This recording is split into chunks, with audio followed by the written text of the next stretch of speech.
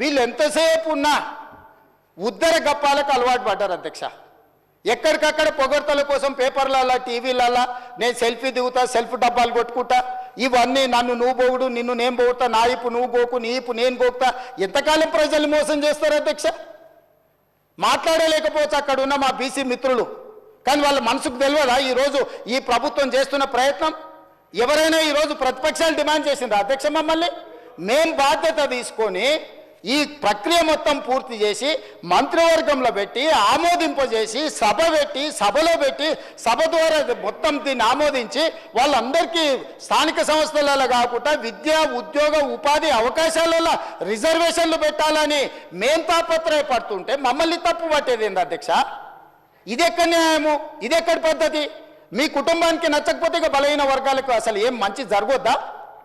ఈరోజు ఈ డాక్యుమెంట్ మీద నేను ఒకవేళ వాళ్ళు చర్చకు పెడదామంటే రేపు ఎప్పుడు చర్చకు పెడదామో చెప్పమని ఉంది అధ్యక్ష.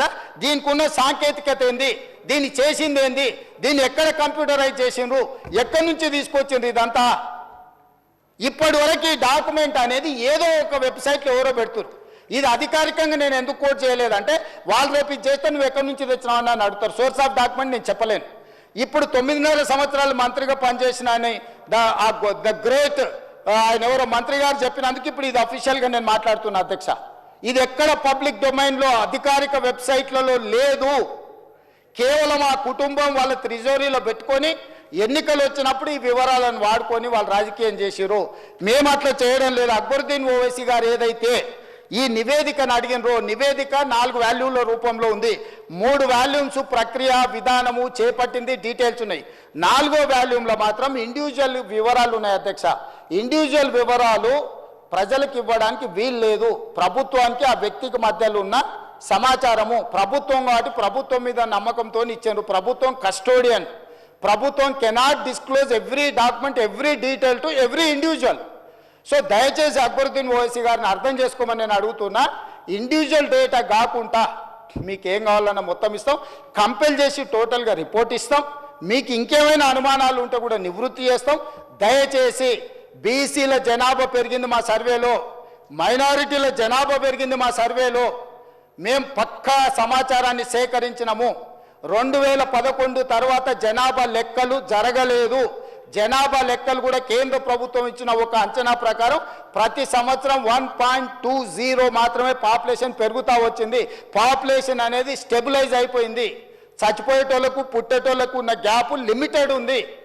Only 1.2% only the population is increasing year by year. That is why 2011 the population is 3,50 lakhs plus. Today the population is 3,70 lakhs plus. That's all. This is what actual report. Why should I reduce the population? What is the point? నాకు పోయేదేముంది? ఈరోజు 56% బీసీలు అని చెప్పిన, 3 లక్షల కుటుంబాలు రాలేదని చెప్పిన, 3 లక్షల కుటుంబాలు ఈజ్ ఈక్వల్ టు 16 లక్షల జనాలు. సో ఈ ప్రభుత్వానికి దాపరికం లేదు. ఒకవేళ నిజంగానే అబద్ధాలు చెప్పాలనుకుంటే వాళ్ళ సమాచారం ఈయనల గురించి నేను ఎందుకు చెప్తుంటే అధ్యక్ష? మీరు ఈరోజు మాట్లాడుతున్న మొత్తం నేను ప్లే చేసిన డాక్యుమెంట్తోనే మాట్లాడుతున్నారు. దయచేసి ప్రాసెస్ను మీరు తప్పు పట్టకండి, ప్రభుత్వ చిత్తశుద్ధిని తప్పు పట్టకండి. ప్రభుత్వం ప్రాసెస్ని పర్ఫెక్ట్గా చేసింది, ప్రభుత్వానికి చిత్తశుద్ధి ఉంది. దీన్ని ముందుకు వెళ్ళేటప్పుడు ఆ బలహీన వర్గాలకు ఎట్లు ఉపయోగిద్దాము, ఇంకా పకడ్బందీకి ఎట్లా అమలు చేద్దాము, రేపు జరగబోయే జనాభా లెక్కలలో దేశం మొత్తము బలహీన వర్గాల లెక్కలు ఎట్లా దిద్దాము, దానికి మీరు సూచన చేయండి, సలహాలు ఇవ్వండి, సహాయం చేయండి. మీరు అందరూ అండగా నిలబడితే తెలంగాణ ముఖ్యమంత్రిగా కేంద్ర ప్రభుత్వంతో నేను కొట్లాడతా. వెళ్ళి రాహుల్ గాంధీ గారికి చెప్తా, పార్లమెంట్లో నిలదీయండి, తెలంగాణ చేసింది, దేశమంతా ఇట్లా చేయమని చెప్పుండ్రని. అంతే తప్ప మిత్రుడు పాయల శంకర్ గారికి నేను సూచన చేస్తున్నా, అబద్ధాల సంఘం చెప్పే అపోహల బాటలు పడకు మిత్రమా. ఇక్కడ ముఖ్యమంత్రి ఉన్నాడు, ఎప్పుడు కావాలన్నా అప్పుడు కలుస్తా నేను. మీకు ఏం కావాలన్నా మీకు అనుమానాలు ఉంటే నివృత్తి చేస్తా. నేను ఎప్పుడో ఒకసారి అమావాస్య పుణ్యానికి బయటకు కనిపిస్తాను కాదు, 24 గంటలు అందుబాటులో ఉంటాను. నీకు తెలుసు, నీ మిత్రులకు తెలుసు.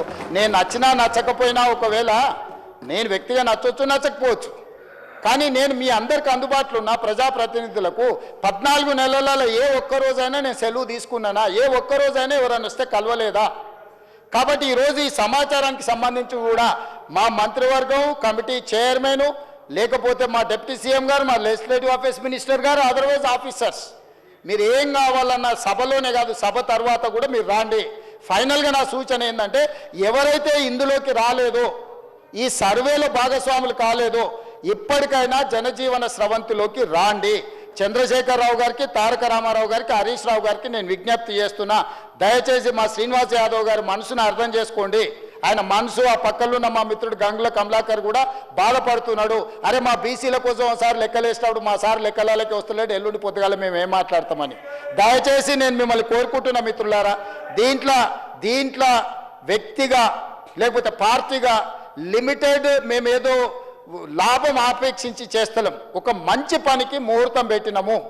ఈ మంచి పనికి అందరు సహకరించండి. మీ నాయకులకు కూడా చెప్పండి, డిఫర్ అయితే డిఫర్ కానివ్వండి, నేను డిఫర్ అయ్యేదాన్ని నేనేం ప్రశ్నిస్తలేను. కానీ ప్రభుత్వం చేపడుతున్న ప్రక్రియను వాళ్ళు పాల్గొనకపోతే మొత్తం ప్రక్రియ మీదనే అనుమానం వస్తుంది. దాంతో ప్రక్రియ మొత్తం నిష్ప్రయోజనమైంది.